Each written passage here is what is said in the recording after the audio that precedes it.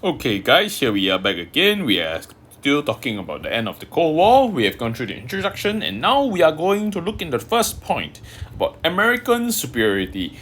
Firstly, their economic superiority as well as their military superiority. The important thing is to understand what is it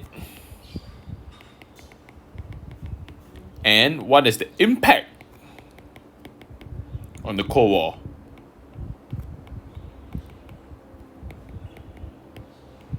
Okay, how does it give them an advantage? How does it cause the end of the Soviet Union? Okay, so that is what we are going to be looking at for this lecture. So let's go. The first thing we want to think about is economic superiority. Now, before we do anything, we must remember what is their initial divide. We know that the USA and we have the USSR, they have capitalism, right? And they have communism. Where the system is essentially profit driven.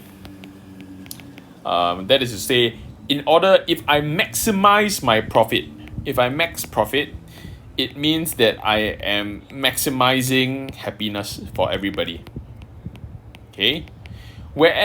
So the individual gets to decide happiness. Whereas communism, in order to maximize happiness, this will be controlled by the state.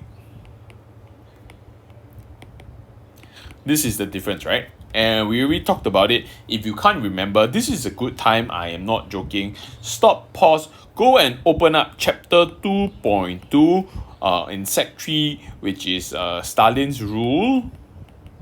And please refamiliarize yourself with a communist economic system. Because I will be making reference to the communist economic system. If you do not understand what are basic things like a state-driven, state-oriented system, okay, or what is how does communism work, please stop and go back and relook at it. Okay. So what is the USA doing in this case? The USA basically needed more cash. Why? Economic crisis, basically the world economy is not doing well as the cause of the Vietnam War. Vietnam War was actually lasting from 1954 until 1975. In 1975, the USA conducted a strategic retreat, right, which is a nice way of saying we lost, okay? Even though they will not admit that they lost. Imagine this is a 21-year war. It has a huge impact on the development of Southeast Asia. If you go to Vietnam, you still can see the traces of how the war has affected the country, right? But this is very expensive. How is it related to what we are talking about now is this idea of economic liberalization. What this means, very simply, okay, of course you should please go and read your textbook. I don't put it here for fun, okay? Very simply, it just means that they are opening up their economy. Okay, what it means is that people can have the freedom to make whatever economic decisions they need to. Okay, now the real impact of this is that an economic growth. Okay, so basically, good policies lead to economic growth. Now, what else led to this economic growth? Okay, the Marshall Plan, right? What did it do? It strengthened Japan and West Germany.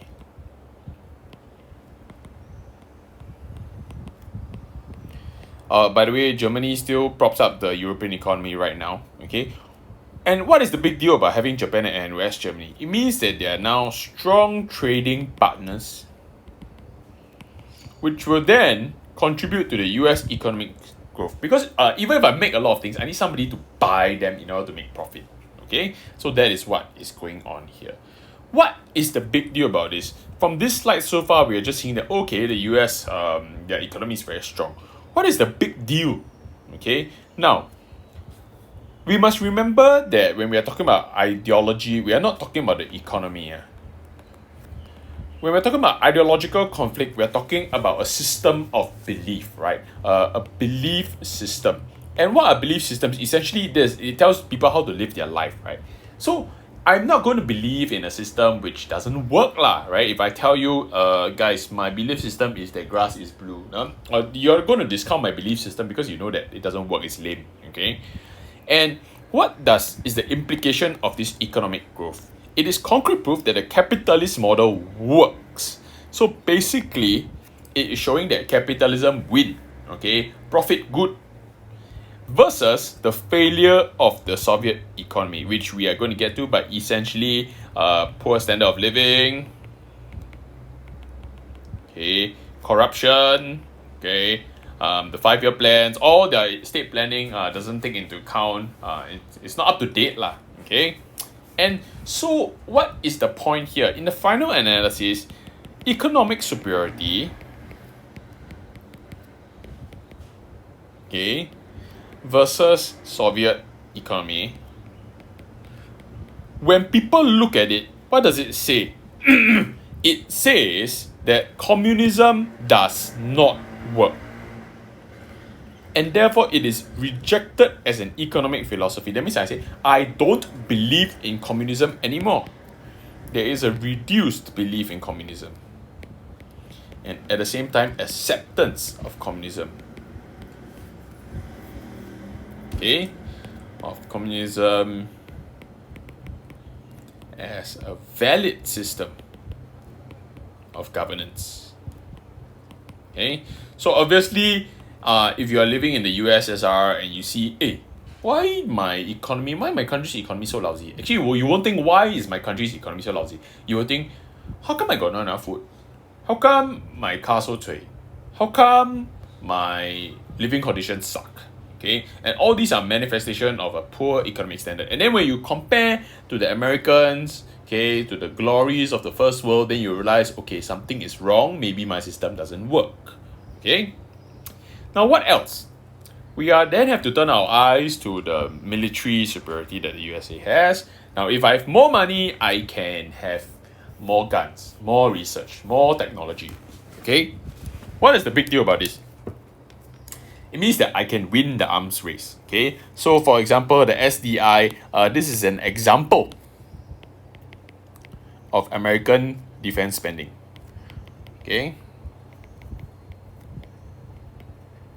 That means they can afford to spend a lot of money on defense. Okay, what is the big deal about this? Now, if I am the USSR and I see, okay, remember we talked about this thing called the arms race, right? And if I see you get ahead, what do I want to do? The USSR, they must catch up, right? How do I do this? By pouring in more resources. But what is the problem here is that I have a finite amount of resources, and if this amount was going to be food, or this amount was going to medical or something like that, okay, just an example, and this amount is going into defense, and I need to have spend even more money on defense, then I'm going to expand more, and I'm going to eat into my budget for other things, which means that I have very little left for food, I have very little left for medical, so on and so forth, which will naturally affect my standard of living. Okay, so you can see I'm always going back to how it affects their standard of living, whether people believe in the system or not. Okay, so economic spending affects the thing. What is an example of this? Okay, is this thing called Able Archer. Okay, sorry, this is not an example. Able Archer, basically it was a military exercise which basically simulated a nuclear strike. Okay. However, if you look at the second point, if you look at the description, what did the Soviets think? The Soviets were like, and they really nearly launched a nuclear counterattack. Okay. So they thought the simulation was real because they saw the planes in the air, everything like that, right? All the Western European nations, American had launched their planes. They were rehearsing in a sense. But the Soviets thought the full dress rehearsal was the real thing, and so they readied their nuclear weapons. Okay. Thankfully, the world did not end. Okay. However, what is the point of this? It causes the USA to start to think about the fact that, hey, maybe there should be peace as well. Okay, so what are we taking away from this? There are two things so far about military superiority. One, we can talk about the American advantage,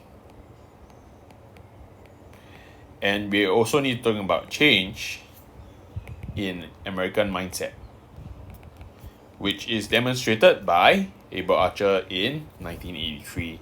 Okay, so I think so. Ronald Reagan is thinking, okay, maybe I don't need to do this anymore. Maybe I can dial it down a notch. Okay, so that of course lends itself to reducing the tensions of the Cold War. Okay, and that is where we will stop.